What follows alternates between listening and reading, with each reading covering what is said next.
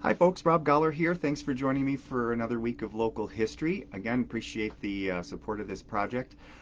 This week, we have some news on the national level. The vice presidency has been in the news, especially today. I'm coming on a little early because for those of you who might be watching live, I have some other things on my schedule and I couldn't do 3 o'clock. But most of you don't watch live anyway, and that's okay. But this morning, the Democratic candidate for president, Kamala Harris, has picked her running mate, um, Minnesota Governor Walz, and there was a lot of speculation over who it would be. A lot of people, they call it Veep stakes, right? And the media was watching, and that got me thinking. Occasionally, we'll talk about Millard Fillmore here in East Aurora, right? Well, he was the 13th president, and he's probably best known for being the 13th president of the United States. And he lived here actually. His family moved here first in the 1810s as earlier settlers, and then he actually walked here from the Finger Lakes, and he started. We know him from his honeymoon cottage that is now a museum here in East Aurora. But he actually started his political career here. He started a legal career here in East Aurora. It wasn't East Aurora then; it was just Aurora at the time, and had a law office right on Main Street across the street from his house. And he was very active in the anti-Masonic Party to begin with in his earlier career, and then became a Whig. And he ran for state assembly from here in East Aurora, so he started his political career here. And he worked his way up to become president of the United States, the 13th president of the United States in 1850. Now, that gets a lot of attention, and his controversial presidency gets a lot of attention. And I won't go into too much detail about his presidency because today I want to talk with all the news of the vice president in the news this week, the vice presidency. I want to talk about him as vice president. It's often overlooked. And how often do we remember the vice presidents? The names of presidents are hammered into us in social studies and history classes in elementary and middle school and into high school, and we never really talk about the vice presidency, which is quite important, and as we know, it is. But how many of us remember like Daniel Tompkins, that vice president? Like we don't remember that name, or sometimes they're unless they became president, we don't really remember them. People barely outside of East Aurora or Buffalo area can remember Millard Fillmore, and or like Elbridge Gerry. Now he was remembered for the gerrymander, not necessarily for his vice presidency. So the vice presidency is overlooked, but it's really, really important, and it's really important. This week we're talking about, they're talking about how important it is and politically how important it is. But then you had Donald Trump, the Republican candidate, talking about, well, it really isn't that important in the selection of when people vote. And there's polls out there that try to figure out that it has a minimal impact on how people vote. But it's a really important office. And Millard Fillmore from East Aurora, one of the least known presidents, his vice presidency and his ascendancy to the presidency is a great example of how important the vice president office is. So studying Millard Fillmore from here in East Aurora's Millard Fillmore can help us learn some lessons about the vice presidency. Some of them I don't think we have learned, and how important that office is. He's known as the 13th president, but he was also the 12th vice president. And so focusing on that can help us learn a lot, especially now as we're preparing for a November election where we have presidential candidates on the ticket. So Millard Fillmore started off as a state assemblyman. And they're often, so the election of 1848 comes, when people study it, they often say that Zachary Taylor picked Millard Fillmore because he was this uncontroversial, unknown northern non-slave owner. And Zachary Taylor actually was a slave owner from the South, and they were trying to, we hear this term a lot, balance the ticket. So they were trying to balance the ticket of Zachary Taylor with someone from the North who was not as controversial and someone who could appease the North. And ironically, it didn't work out that way. Actually, Millard Fillmore had more support in the end from the South, slave owners in the South, than he did from Northern folks. But so you'll read in the history books that they picked this unknown former congressman. So he had served in Congress. He was a state assemblyman and became the congressman for our area. And he a lot of political back and forth there, and he actually had a lot of influence. He served on the Ways and Means Committee, which was a very influential committee in Congress. But he retired from Congress, and he came back to Buffalo. And if you read some history books, they'll talk about, well, he was this unknown former congressman that they picked, non-controversial, would sort of be quiet in the vice presidency. That's not true. He stayed very active in politics. In fact, he was a candidate for governor. He had his fingers in the Whig Party, a lot of things. He actually was brought up as a candidate for vice president. He sought the vice presidency, and people sought for him to be vice president before 1848. So he was not this unknown former congressman. He was still actively involved, especially in New York politics. He ran, was the state comptroller. New York State Comptroller was an office that had been appointed. It became elective, and he ran for it and won. So he became the first elected state comptroller. And he was considered a great candidate for that because of his experience on the Ways and Means Committee. So he was chosen as the vice president. Now, one of the things we can learn about the vice presidency is that the presidential candidate, didn't always get to pick their vice president. And the presidents always didn't get to pick their vice president. So you could be serving with somebody that you did not necessarily get along with. This week, Kamala Harris, they were talking in the media about how she was trying to, in addition to the qualifications she was looking at, she was interviewing the candidates because she wanted to have a rapport. She wanted to get along with the vice president. That was not the case. In fact, in the early days, you probably remember this from middle school social studies, the vice president was the person who came in second place in the election. So you had a president and a vice president from different parties. It was the first runner-up became the vice president. That system did not work well, and it didn't take long for them to figure it out. So then it became that the parties got to pick. And actually, in the early days, we didn't really have political parties. We had factions. But when the political parties came along, they could pick the vice president to run on the ticket. But still, even the president didn't get to pick, the presidential candidate didn't get to pick their vice president. And that was the case with Zachary Taylor and Millard Fillmore. The delegates to the National Convention, the Whig National Convention, and there was multiple ballots. It wasn't a coronation like it is today where you go through a primary process. There was a lot of back and forth, a lot of negotiations. Even in, I think, the 1924 Democratic Convention went through a gajillion, and that's just an estimate, ballots to pick their candidates. So this idea that, there's one ballot and everybody comes around one candidate, that's fairly new.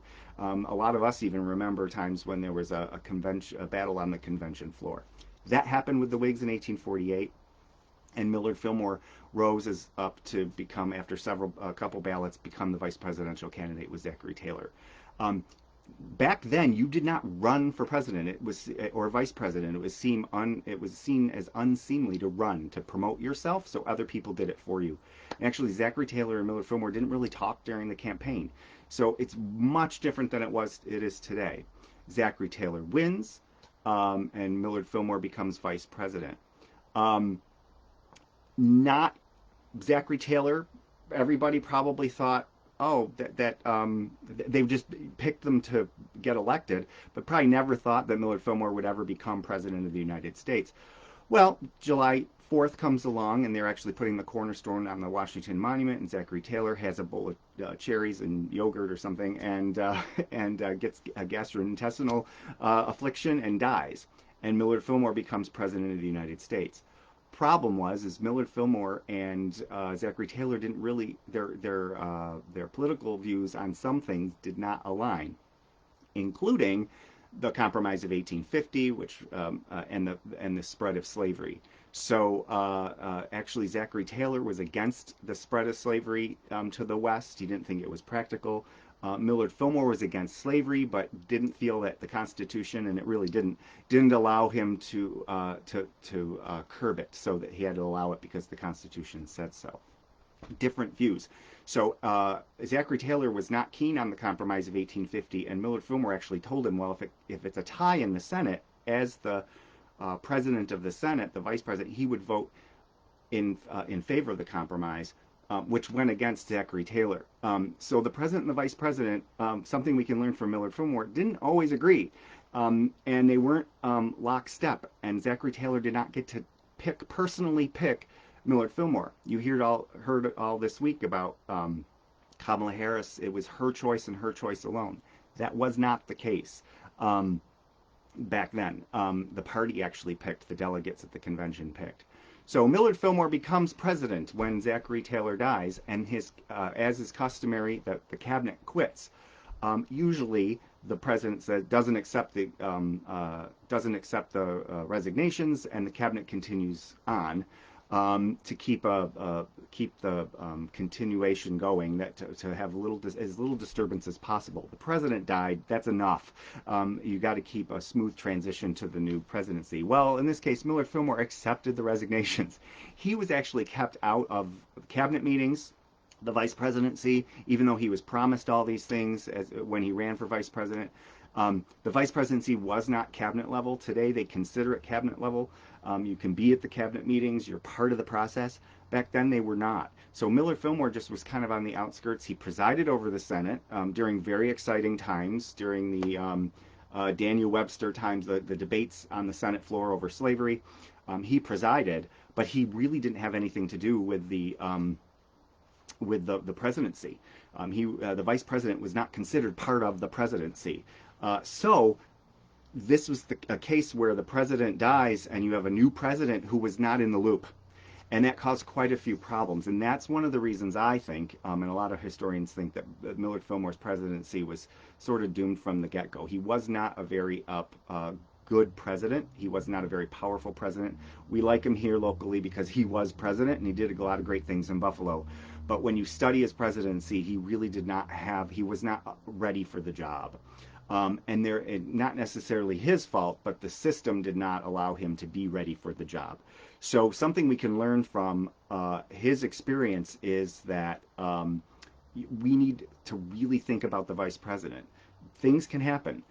There's been a resignation. A president's passed away, and that person needs to be ready to step up. And you'll often hear that. But even still today, I think a lot of times when the vice presidential candidate's picked, it's to get the president elected. It's to help balance the ticket, more so than that they're prepared to be president. So that's something that I think is better than it was, but still we have this idea in our head that's just kind of the vice presidency is still relegated to the side, even though they're brought in a lot more. So Millard Fillmore did not have that experience as being part of the administration, so he came in kind of cold when Zachary Taylor died. Another thing is when you're selecting a vice president, you'll often hear people talk about executive experience, and Millard Fillmore is probably a good example of this. You'll see a lot of times they'll look at governors, right? In this last round with Kamala Harris, she was looking at governors, and they're talking about governors have executive experience, meaning that they run an executive branch. Senators are often considered good, but serving in the Senate or the House of Representatives or a state legislature is different than being in an executive. And so a lot of times you'll see a good candidate for vice president is not someone necessarily from Congress. It's someone who's served as governor, who's had that experience. One of the things I think Millard Fillmore struggled with, and we can learn from, is that he did not have executive level experience. He served as a congressman, state legislator, then congressman, and then the state comptroller, which is a statewide office, but really not an executive branch position. So he went into the vice presidency without a great deal of executive experience. He almost did. He actually ran for governor and did not succeed, and he actually was considered a candidate for Speaker of the House. Now, if either one of those two things had happened, if he had gotten elected to either one of those two things, I think he would have been either a better president or a better vice president who could take over as president. but I think he struggled without that executive experience.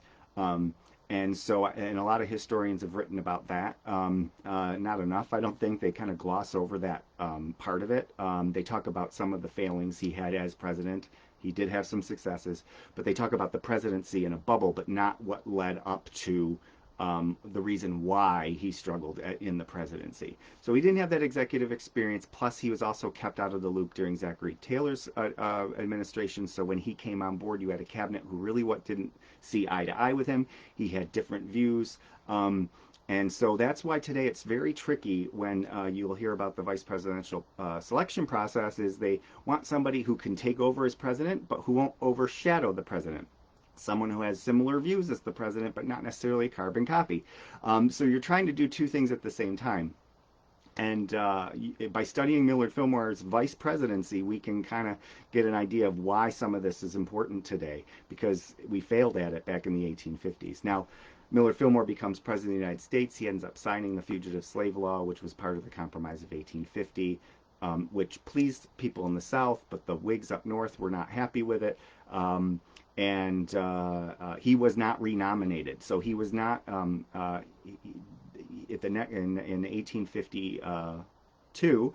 The Whigs met at a convention and they decided against nominating for not even nominating for re-election because he was never elected president.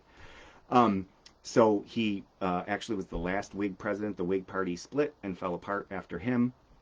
And a lot of it, I think, has to do with the fact that Zachary Taylor and Millard Fillmore had a relationship that was based off of an old way of doing things, and they had different views, and they were parts of different factions of the Whig Party.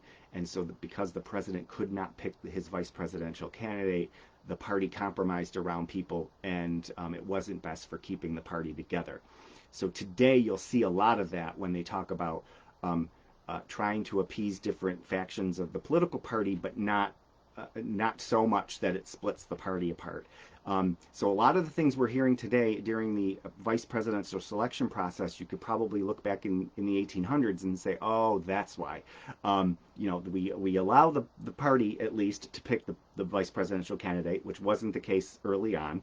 Actually, that's how the early elections, the vice president was not even of the president's party. And of course, that meant the president wasn't going to invite the vice president to a cabinet meeting if they weren't even didn't have the same views on things. And then later on, the parties actually picked the candidate, not the candidate himself at the time. So how we pick the vice president today is much different than it was in the 1800s, based off of some of the mistakes we made in the process. We still, though, need to give more precedence to the vice president. More power to the vice president in our thinking. It is a very important position, and I think a lot of times when they were discussing it, we kind of just say, oh, that's the running mate. No, that person could be president of the United States. And Millard Fillmore, by studying Millard Fillmore, we see exactly why that's important. That somebody who not only balances the ticket but has executive experience and can get along and to be president, they can be a good president. And again, that's tricky because you don't want that person to overshadow the president, or the president doesn't want that person to overshadow themselves. So my suggestion is, if you want to know more about the vice presidency, study Millard Fillmore and his time leading up to the White House, and how he was selected, and how it impacted his presidency after that. So he was never elected president of the United States. So that's a lesson too, that he was president only because he was the vice president and the president died. So that's a scenario that could happen, and I don't think we give enough weight to when we're selecting running mates. Often a vice presidential candidate is a more unknown person who won't overpower the president. You don't really want somebody, if you're the presidential candidate and you're trying to find a running mate, you don't want somebody that is going to have ambitions pretty soon to be president or overpower you. They don't want them. Now, they might run for president on their own later, but you don't want somebody who's looking there and trying to sort of outshine you. And I think that was the case. You look back at people like Dan Quayle was sort of on that sideline. And even now, Kamala Harris has been getting criticized for not doing anything. Well, sometimes that's the vice president's job, is to not be out there so much as that they overshadow the president. And I think that was the case when Millard Fillmore was selected too. He was just kind of pushed to the side. But when he needed to step up to be president, he was not as prepared as he could have been. So I think that's a lesson learned from Millard Fillmore's time. Again, thank you for joining me. A little different topic this week, but I had promised that I talk about East Aurora's connections to the presidency and the vice presidency and national politics as we get closer to the presidential election. And this was one of the fun ones that had come out of it. So again, don't forget that Millard Fillmore not only was president of the United States, he also was vice president. And we can learn a lot about the vice presidency from him. Again, thanks for supporting this project. And if you have any comments or ideas, I got some great ideas from folks that are in the hopper. I promise I'll get to them. Please leave them in the comments or send me a private message. And as always, these videos are also available on YouTube if you just look up my name, Robert Lowell Goller. And as always, again, thank you for keeping history alive and for supporting this project. Again, I'm Robert Goller, the town and village historian, but a lot of my research in these videos are not officially connected to my duties as town and village historian. I just do them privately. So thanks again for joining me, and we'll see you next time.